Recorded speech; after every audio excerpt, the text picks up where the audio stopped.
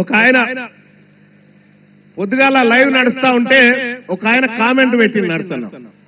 ఆయన పేరేందో ఉండే, నా ఫోన్ లో ఉండే. మహేష్ రెడ్డి అని ఒక ఆయన కామెంట్ పెట్టింది. ఏంటంటే బీసీలంతా మా ఉత్స తాగాలరా అని పెట్టింది. చూస్తారా కామెంట్? ఇక చూడు, బీసీలంతానట రెడ్ల ఉత్స తాగాల, మా ఉత్స తాగాలరా అని చెప్పి అలా కామెంట్ పెడతా ఉంటే, ఇంకా ఏం సోపది మీకు మాకు. జరా ఈ కెమెరా ఏదైతే ఉందో ఇది జూమ్ చేయండి వాయిస్. ఈ లైవ్ స్క్రీన్ల మీద కనిపించేటువంటి కెమెరా ఇక చూడండి. మహేష్ రెడ్డి అట బీసీలు ఎప్పుడు మా ఉత్స తాగాల్సిందే అని చెప్పి, బీసీల మట వాళ్ళ ఉత్స తాగన్నట. ఎవనుత్స ఎవడు తాగితే ఇలా 1,20,00,000 రూపాయలు మా సొమ్ము, 1,20,000 కోట్ల రూపాయలు మా సొమ్ము మీరు తాగుకుంటా, మా బీసీల ఉత్స మీరు తాగుకుంటా మమ్మల్ని ఉత్స తాగమంటారా? దొంగ నా కొడుకులారా, మా సొమ్ము కదా ఇది, మా సొమ్ము తాగుకుంటా మమ్మల్ని. బీసీలకు ఇలా అధికారం మేమంటే ఒక ఆయన అంటాడు, మీరు ఏమన్నా చేసుకోరు కానీ రాజకీయాలు చేయొద్దట. బరాబర్ రాజకీయాలే చేస్తాం. మా బిడ్డ శ్రీకాంతాచారి ఆత్మ బలిదానం చేస్తే ఆ శవంకాడ కాపుకున్న దొంగలు మీరు ఇలా మా బీసీల గురించి మాట్లాడతారా? మా బిడ్డకు చేసిన న్యాయం ఏంది ఒక్కసారి నేను అడుగుతా ఉన్నా. ఏ లెక్కకు ఎక్కడైనా సిద్ధం. తీన్మార్ మల్లన్న లెక్కలు తీసుకొని వస్తాడు. మీరు రమ్మంటే గోల్కొండ కాడ కూర్చుందామా, 1000 స్తంభాల గుడి కాడ కూర్చుందామా, లేకపోతే కాకతీయుల ఏ దూరం కాడ కూర్చుందామో చెప్పురు. మీరు చేసింది దొంగతనమే. మీకో విషయమే తెలుసా? అసలు ఈ రెడ్లు వెలమలు తెలంగాణలో కాదు. ఈ రెడ్లు వెలమలు తెలంగాణలో కాదు. ఎందుకు చెప్తా ఉన్నంటే, మనకు అక్కడక్కడ ఊర్లలో గడీలు కనిపిస్తున్నాయి. మా మల్లేశ్వర బాయ్, అక్కడక్కడ ఊర్ల పండి గడీలు కనిపిస్తున్నాయా? ఆ గడీలు ఏంటి అవి?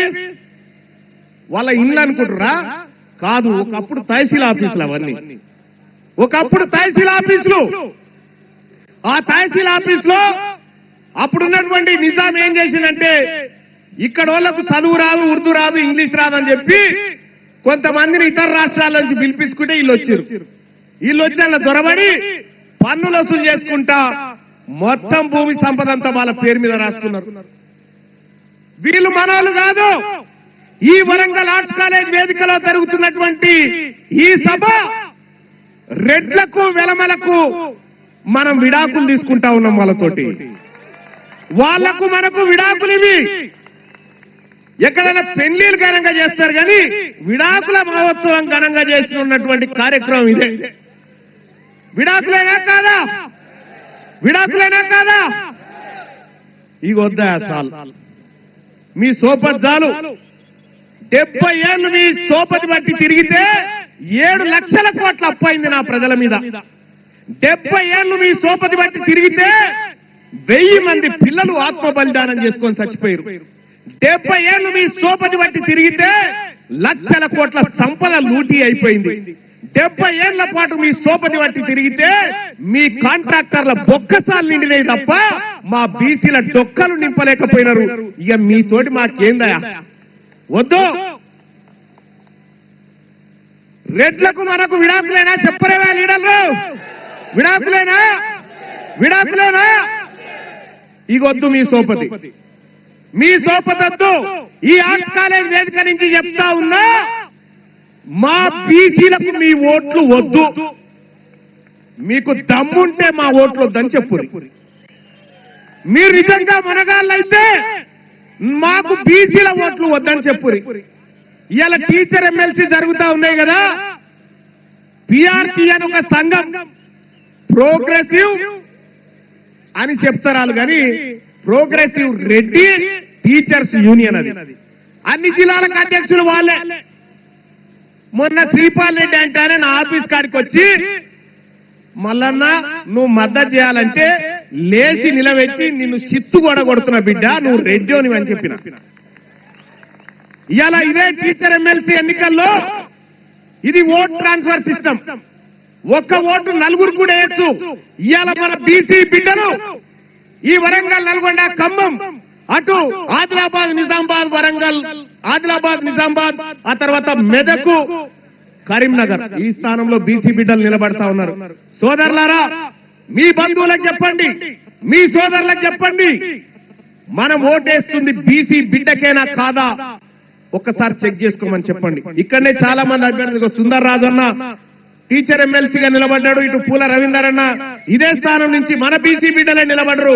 అక్కడి నుంచి కరీంనగర్ నుంచి ఇంకో బిడ్డ పట్టభద్రుల ఎమ్మెల్సీగా నిలబడ్డాడు. ఇటు ముంగట్రా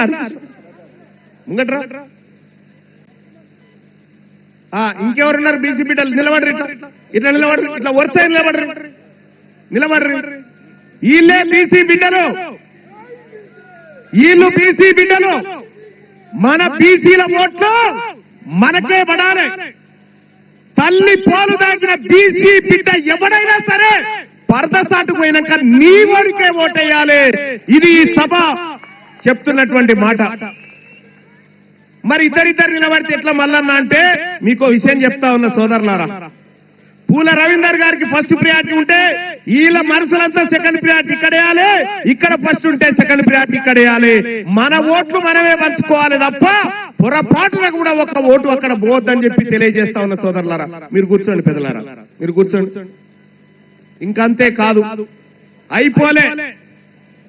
ఇక మొత్తం ఈ టీచర్ ఎమ్మెల్సీ ఎన్నికలల్లా ఎన్ని ఉన్నాయి ఇస్తున్నారన్న ఓట్లు వాళ్ళే 2027 ఓట్లేమో రెడ్డోలే, 20,000 ఓట్లేమో బీసీలే.